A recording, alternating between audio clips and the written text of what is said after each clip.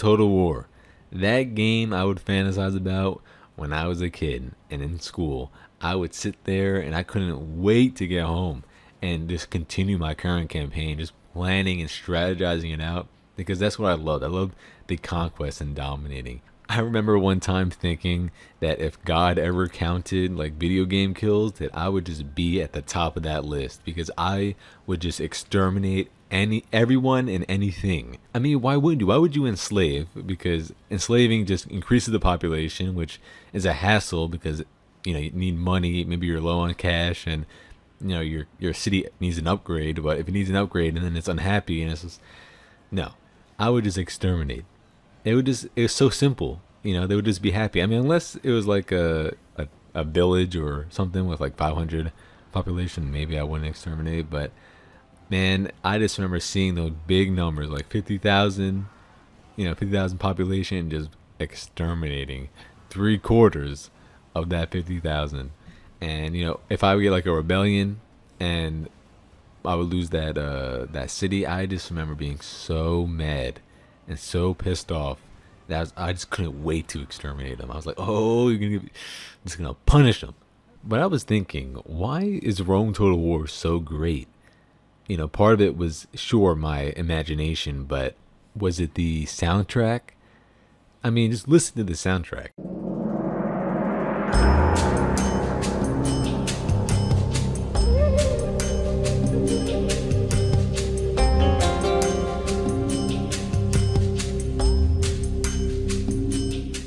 Why wouldn't you get excited when you load this game up? Hearing this soundtrack, it'll be a good time.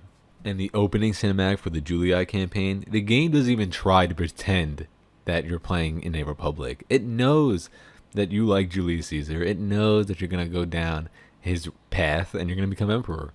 The game doesn't even try to hide that, and that's what makes this game part of it. What makes this game so great. But I think the one thing that makes this game so great is the UI system. It's so easy to maneuver through and it's not always in your face. I mean, when you go to the recruitment tab, there's your governor. There's his list of traits and there's his retinue. Just everything you need to know is right there on that page. Even the family tree, I mean, it's so simple yet so dynamic because it's not just your namesake. You could have a different family within your family tree with a different name, and they're having kids and your family tree is just getting bigger and bigger and you have way more candidates for your faction heir. And it's just a good time because like I said, your guys have children at, decent rates and that you're going to have a successful line. And if you don't like that child that was born to your favorite general or your favorite faction leader, then just give it time because he might just become your faction heir. He might become the best character actually that you ever had. You might leave him in a settlement and then check on him later and he just might have this list of traits and you're just like, holy crap, how this guy gets so good. I mean, let me show you an example. Here's a guy from my family tree, Amulius Julius. His traits, he has 3 traits. He just came of age, which is 16 years old. He's very lively, he's a fluent speaker, and he's calm. And he's also balding. I mean, I don't know how by the age of 16, you're balding like that. But that's also what makes this game so good is your characters. I mean, he's 16, he's balding. And they just look pissed off all the time. But that's what makes it so good. But, so, he is a nobody, right? He's not a direct line from my faction heir, which is how I like to play it. So I want to move him to Mediolanium. And I've already done this, and it looks like the Gauls are trying to intercept him because I didn't take Batavium. And he doesn't have any units with him other than his bodyguard, which is his basic unit. So let's see if we can win this. It's just 2 Gallic units. So let's just see. But I just want to take a quick note. I mean, listen to that music. That battle music. Okay, let's listen to his speech real quick. They don't look much, do they? But our enemies are cunning. Remember that! Wow, that was amazing. That speech would lift the spirits of even the most demoralized army. but at age 16, he's got a lot to learn. So let's see. Let's just see if he can win this. All right. So the battle has started. Let's watch. I'm still trying to learn the controls here, but all right. Let's go this way. So I'm going to try to go around him and lure his cavalry out, so I can maybe try and defeat them in battle, and then just do hammer and anvils. Well, it's not really hammer and anvil, but charge and retreat.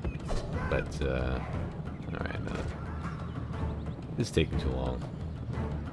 Let's go over here. Come on, let's let him out.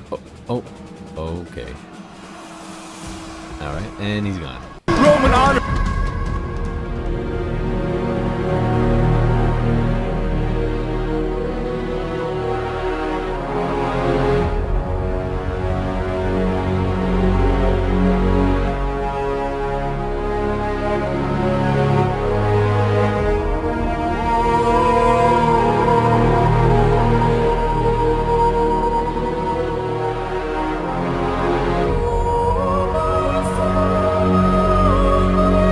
That music, that defeat music, I forgot how good that sounds.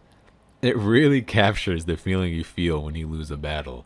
Alright, so let's check on my boy Amulius and see if he has any negative traits that occurred from this. Okay, so he has indifferent defender. This man lacks confidence when he's in a strategically defensive position, -1 command when defending. This is what I love about this game, is because, I mean, look at this traits. The trait system is just so good. And it's a shame that in the like Rome 2 Total War or the later Total War games, they don't have such a dynamic trait system such as this. I mean, they try to do it. In Rome 2, you have like 6 traits and they're uninteresting and no one likes them. They're just buffs kind of.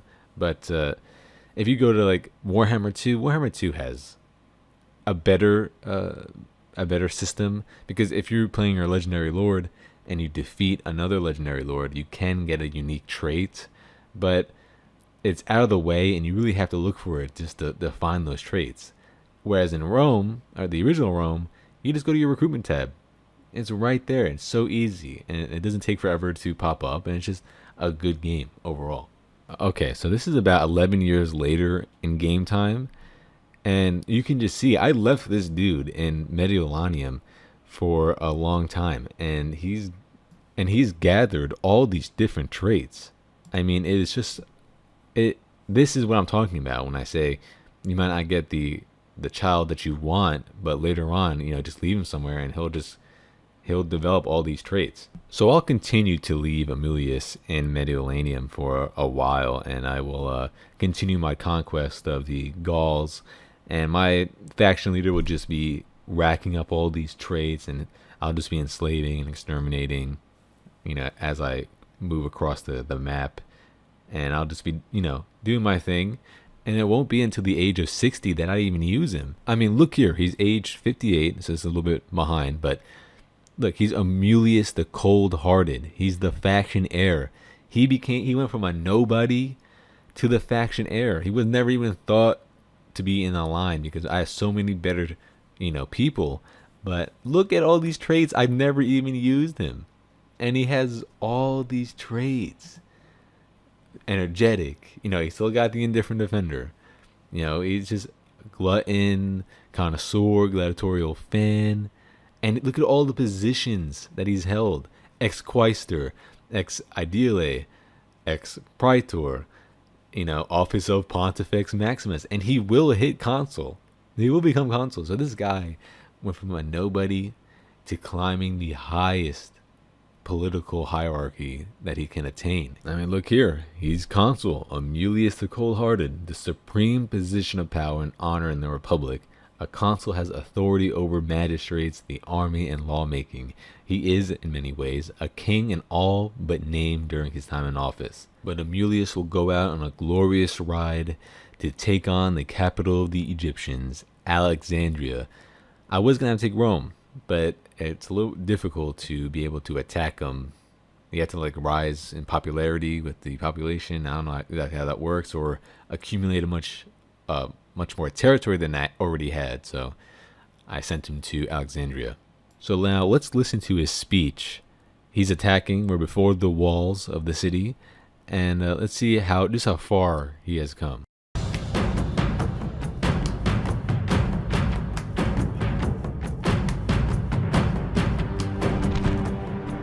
There are many roads to victory. Today, our road will be paved with skulls. Remember this and show no mercy. There stands the army of the Egyptian pharaoh, worthy foes to a man. They think their walls are enough to stop us. They should think again. The count of our warriors is vastly greater than theirs, so unless we fight like old women or idiots, victory is certain. The enemy will undoubtedly try to slaughter us at a distance. We must charge home and stop their cowardly plan. Those fools have never fought against me before. I hope to give them a nasty surprise. Now, some of you may think that defense isn't quite my strongest skill. Well, be that as it may, you have only to stand here, die, and stop the enemy. That is good defense. That is what I expect. I have won many great victories for Rome. Be strong in that truth, and let this be one more. March on, and know that our victory is assured as long as we live and die like true Romans. Okay, so as you can see, he made a comment about his defending. I mean, it's been, I think at this point he's 68 or 67 years old. So it's been like 51 or 52 years since that day, and he is still bringing up. I mean, we're attacking, and he is talking about defending. So this guy has PTSD, but it just doesn't stop there. He'll go before the walls of Memphis, the next settlement in his conquest, and he'll get attacked by an army just a little bit bigger than this, and he'll make another speech. And I'm not gonna play the whole speech. I'm gonna play a little clip. Now, some of you may think that defense isn't quite my strongest skill. Well, be that as it may, you have only to stand here, die, and stop the enemy. That is good defense. That is what I expect. This man has to be incredibly insecure about that day, or everyone just still remembers. I think he's 69 here, so 53 years later, they're still talking about it, and he still has to defend himself. This man has been tormented his entire life, but here is Amulius Julius. He just conquered Thebes. He's residing in the city, and yeah, he's doing good. He's aged 73. He's no longer known as Amulius the Cold-Hearted, but now he's known as Amulius Victor, and he's the faction leader. So this man, who was destined to be nothing but a governor in some forgotten city, is now the faction leader. He conquered Egypt, and now let's look at his traits. He's blessed with vitality. You know, I thought he was gonna live, but he dies a few years later after this. But I mean, look, he had every political seat. He was even censor. He became censor after becoming consul. But this guy held every office. He was just an amazing dude. And this is what this game brings. It brings this amazing experience that you can't get with the later Rome games. I mean, yeah, you can. Maybe like Warhammer, maybe in Shogun 2. But, you know, this game allows for your imagination to just run wild with whoever you want. Now in Warhammer, you can get close with your legendary lords because they have those quests that give you, you know, those unique items of weapons, and you can see them on your legendary lord. But I don't know, there's just something about a nobody that you can just project your imagination onto, and it creates something really special that I miss. And now that doesn't mean that the Total War games are bad, because they've improved a lot. I mean, those battles, especially in Warhammer, are so satisfying to watch. Those cavalry charges are so great. And if they just created a game that imported those battles mechanics with the original Rome and medieval 2 UI and trait systems and family tree, it would just be the perfect game. And if they ever decide to make that game, hopefully it doesn't take an hour to end the turn. In Warhammer, I mean, especially if you're playing with a friend, every turn is like a half hour long. Seriously. What the next Total War needs is not so much improvement in battle mechanics, but creativity and imagination. I want to see those traits again. I want to be able to play some random general that comes out of nowhere and just transform him into the best person in my empire or my kingdom. But one more thing I want to show you before I let you go, and that is my family tree that I crewed in my current gameplay. Now what I want to show you is my current faction leader, Marcus Victor. He has 4 children, but one specific trait I want you to focus on, and it's despises Carthaginians, because he was around when Carthage was still alive. They currently got wiped out. But he has 4 children, and I believe 2 of them have the trait despises Carthaginians. And this goes to show like just how attached you can get to certain aspects of your family tree. As you can see here, Cassius Julius despises Carthaginians. It makes it so much more interesting. And Asinius Julius, as you'll see here in a moment, he despises Carthaginians. You know, it's just awesome. It's just awesome to see that. What they need to do, actually, is remaster or remake Rome Total War, Medieval 2 Total War, import those battle mechanics, and just leave the UI alone. You know, update it, make it look good, but keep the design and keep the way it functions, and you will have the perfect game. That is it. That's all I have to talk about. Thank you for watching, and if you liked the video, you can like and subscribe or share it. That will help too. Thank you.